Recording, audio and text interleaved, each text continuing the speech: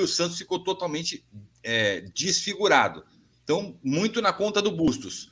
Não significa que o trabalho do Bustos está sendo uma porcaria no Santos, muito pelo contrário.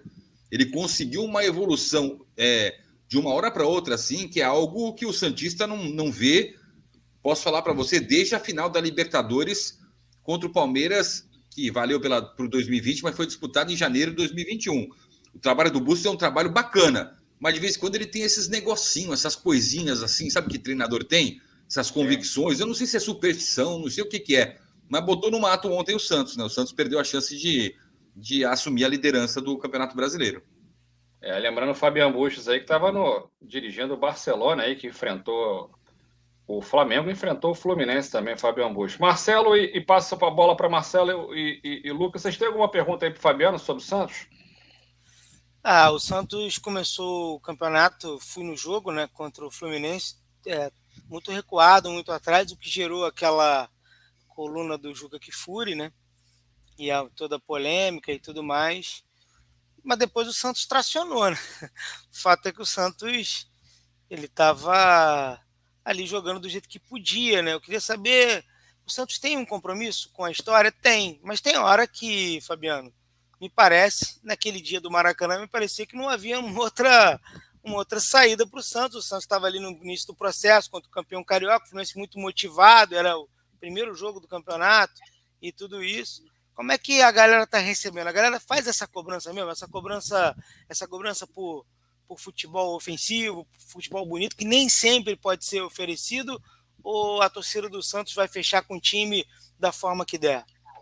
Ô Marcelo, a torcida do Santos fechou com o time, mas fechou mesmo, foi o que segurou o time. É a torcida e a molecada em campo, que evitou um rebaixamento vergonhoso, histórico, o primeiro da história do Santos, desde o Paulista do ano passado até o Paulista desse ano.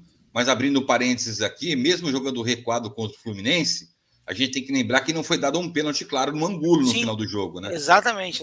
Mesmo jogando assim, o Santos teria a chance de vencer, né, Marcelo? E ainda teve oportunidade de contra-ataque, algumas bem consistentes, de 2 contra 1, 3 contra 2. O Santos teve no segundo tempo, fora a bola do Fred, na trave, mais próximo até de meter um contra-ataque e ganhar o jogo. Não, exatamente. Mas o Bustos tem esse estilo, tá? Ele primeiro consolidou a defesa do Santos, começou a arrumar o meio de campo. Quando ele recebeu os reforços, os 5 reforços que vieram entre a eliminação do Paulista e o início da Copa Sul-Americana, que foi um início com derrota, e ali ele foi muito criticado, porque ele teve 21 dias para trabalhar o time, dar uma forma, dar um padrão tático para o Santos, que a gente não tinha um padrão tático desde que o Cuca foi embora. Essa é a realidade. O Santos não tinha. Então ele teve tempo para trabalhar, teve os reforços em mão e estreou mal contra o Banfield. Mas foi um trabalho gradativo. Ele foi colocando o jeito dele trabalhar. Eu conversei com muita gente que acompanhou ele no Equador, ele é argentino, mas fez carreira no Equador, né? E diz que o Bustos, nas competições mata-mata, que eles chamam de ida e volta, ele é cirúrgico, que ele é muito bom nisso. Pontos corridos, o cara me disse o seguinte: não espere um time jogando bem, espere sempre um time competitivo. Até aí você começa a perceber algumas atitudes do Bustos, convicções como essa contra o Goiás. Se ele faz o arroz com feijão, se ele coloca o Batistão pelo meio e o Angulo aberto, talvez o Angulo não tivesse ficado tão marcado nesse jogo como um cara que foi um a menos em campo. E o Batistão, quando desobedeceu, entre aspas, as ordens do Bustos, veio buscar a bola no meio de campo, foi quando o Santos começou a criar mais contra o Goiás, né? Mas o Santos hoje tem um padrão tático, você pode perceber. Os laterais do Santos são praticamente atacantes, joga muito com os dois, Madison e Lucas Pires, sempre espetados, sempre atacando, e os zagueiros abertos, e quando dá oportunidade é bola na área. O Bustos implantou isso no Barcelona e está implantando isso no Santos. Mas, é claro, ele busca a transição rápida. Meio de campo, ataque. O Santos antigamente tinha um buraco. Tinha defesa, tinha ataque e tinha um buraco no meio de campo. Hoje não. O Batistão, que não é um meio campista de origem, um atacante sempre liberada, mas vai passando o tempo, o cara vai se encaixando, é o cara que hoje teria que faz a função que o Goulart teria que fazer. Então o Batistão se encaixou bem nesse esquema. O Goulart é que tá um perdido ali, não tem uma função e tal. E o Angulo foi o Goulart ontem contra o Goiás. Eu imagino. O joelho, Tava que, no cara, o Palmeiras. Goulart, a Cris vai até saber melhor aqui, Marcelo também. Quase foi parar no Fluminense, hein, cara? Por pouco, hein? Bateu na trave. O Imagina, Santos Goulart e Bigode. o Santos tentou o Natan, que foi para o Fluminense. Tentou o William Bigode e foi para o Fluminense. O Goulart operou em 2019, né? Quando ele estourou o joelho pelo Palmeiras, né? E aquela curta passagem dele, ele foi para a China. E você sabe que o Goulart, ele está no Santos como estrangeiro, né? Ele é naturalizado chinês. Então o Santos está com um nível de estrangeiro. Tem 6 estrangeiros no elenco, tirando o Miguel Ángel Terceiros, o boliviano, que é craque de bola, que está no Santos aí, completou 18 anos, está no Santos desde os 14 anos aí, desde 2018, na verdade, que também vai subir profissional, o Zabala, zagueiro, enfim. Tem uma série de estrangeiros aí, e pelo visto o Bustos pediu mais alguns reforços do continente sul-americano. Se algum de vocês quiserem o Sanches, eu acho que ele vai estar à disposição no meio do ano, tá? O Carlos Sanches, porque Bustos e Carlos Sanches acredito que não sentam na mesma mesa para bater Quantos aquela anos ideia. está o Sanches? 37. Cai bem aí, cai bem no Flu, Cris, Vini no Botafogo, Lucas no Vozão, Marcelo em algum time aí que você vê?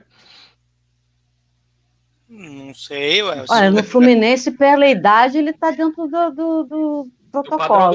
Queria saber de você, como é que você vê? O Santos aí vai pegar a União La Calera. Na quarta-feira aí, o União La Calera que já deu trabalho aí para Fluminense, já eliminou o Atlético Mineiro. Como é que você vê esse Santos aí na quarta, na Sul-Americana?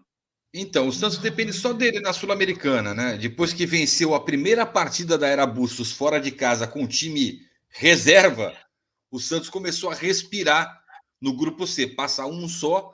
Então, o Santos tem 2 partidas em casa para decidir a parada, para chegar na primeira colocação e avançar na Sul-Americana, que é dinheiro, perdão, porque o presidente do Santos também gosta de pagar um boletinho, pagar tudo em dia, isso é bacana também. Então, é um dinheirinho. Então, ele vai. Existe a possibilidade do Ângelo voltar. Ele só vai ter um treino, porque os caras chegaram de Goiânia hoje pela manhã, treinam amanhã, 8 da manhã. Se o Ângelo não for para o campo de jogo treinar, esqueçam o Ângelo. E aí a gente vai ter que arrumar aquela alternativa. O Angulo não deu certo. Tomara que o Bustos tenha acordado para isso, né? Mas é uma equipe que o Santos empatou fora com a União La Calera, né? Ou venceu, agora não me lembro. Não, o Santos perdeu para o Banfield. Não, venceu a Universidade Católica do Chile, no Chile, né? E empatou com o La Calera, né? No Chile, se não me engano, foi 0-0. Então o Santos depende só dele. E esse tipo de competição o Bustos sabe disputar. Ele torna o Santos competitivo. Foi por causa desse tipo de competição, Sul-Americana, a Copa do Brasil, coisa rápida, tiro rápido, que o Santos deu uma guinada e os números do Santos são totalmente positivos dentro do Campeonato Brasileiro. É um reflexo do que o Bustos mostra nessas outras 2 competições. E depois disso, tem o Ceará. Perdão.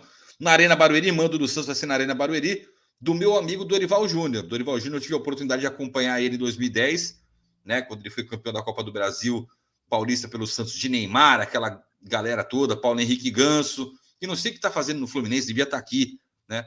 Mas um outro dia... Ele foi oferecido lá atrás, né, o Fabiano? Ele foi oferecido, mas não quis. Vocês não quiseram. Não, a gente não quis, não. Né? O torcedor, assim, dividiu muito o torcedor, porque quando ele saiu do Santos, trocou o Santos pelo São Paulo, aí vou fazer um parênteses rapidinho, se vocês me permitam, que eu tenho que falar assim, o Paulo Henrique Ganso, o Paulinho, saiu como o malvadão da história. E, na verdade, não foi isso. Estavam empurrando ele de qualquer jeito para ir embora. Né? Estavam empurrando ele. E ele foi para o São Paulo. Ele ficou pé da vida. Porque é o seguinte, ele e Neymar subiram juntos, vocês lembram? Subiram juntos. Falavam até que o Ganso era mais do que o Neymar. E realmente era mais do que o Neymar para o time, taticamente. Né? Da maneira cerebral. Óbvio que depois o menino disparou. O Ganso machucou. Antes do Ganso machucar, foi prometido um aumento de salarial para ele, um tipo de contrato parecido com o do Neymar, com gestão de carreira, na época do Luiz Álvaro. O que aconteceu? O Ganso machucou, ficou 7 a 8 meses fora por causa do joelho, o Neymar disparou, cuidaram só do menino, quando o Ganso voltou, ofereceram metade, aí o Ganso começou a ter atrito com aquela diretoria do Santos. Ele saiu como malvadão, mas na verdade ele foi vítima de toda essa história. E como ele foi vítima... Vocês devem saber da informação. O presidente do Santos conversou com o presidente do Fluminense e estava acertado já. Ele viria para ficar até o final do ano passado. por empréstimo no Santos com um valor fixado para voltar. De repente, o presidente do Santos sumiu. Por quê? Porque os malvadões da época fizeram a cabeça do comitê de gestão, porque o Santos é um clube agora que tem um comitê de gestão, a decisão não é do presidente, é uma decisão colegiada entre 9 membros do comitê de gestão, que é o presidente, o vice e 7 outros membros escolhidos pelo presidente, fizeram a cabeça do comitê de gestão. Tanto é que o Rueda sequer falou de novo com o presidente do Fluminense, deixou o cara falando sozinho, né? E o Ganso esperando para voltar. Dividia, a torcida dividia, mas se o Paulo tivesse voltado, era 1, 2 jogos, a torcida já voltava na dele. Agora, pelo visto, né, não vai dar, porque ele começou a arrebentar no Fluminense. Mas assim, e o Dorival Júnior, viu, Lucas, pode acreditar, o Ceará vai perder, mas vai perder batendo. Batendo, que eu digo, atacando. O Dorival Júnior não é técnico de botar time atrás, não. Você pode perceber isso. Ele vai tomar 4, vai fazer 5, vai tomar 4, vai fazer 3. Mas é assim. Eu trabalhei com o Dorival em 2010, como eu estava dizendo, e trabalhei no Santos com o Dorival em 2015 e 2016. Fomos campeões juntos no Santos, tá? O Dorival é uma pessoa sensacional. É um dos poucos técnicos do Brasil que eu vejo que gosta de colocar o time para atacar. Ele, assim, é óbvio, ele procura buscar o equilíbrio. O time dele pode tomar 3, mas se ele fizer 4, está satisfeitíssimo. Pode ter a pior defesa, mas tem que ter o melhor ataque. Então, vai ser, o Santos tem parada dura pela frente. Mais uma parada de provação para o Bustos ali. A torcida está do lado do Bustos. A galera está fechada aqui. Mas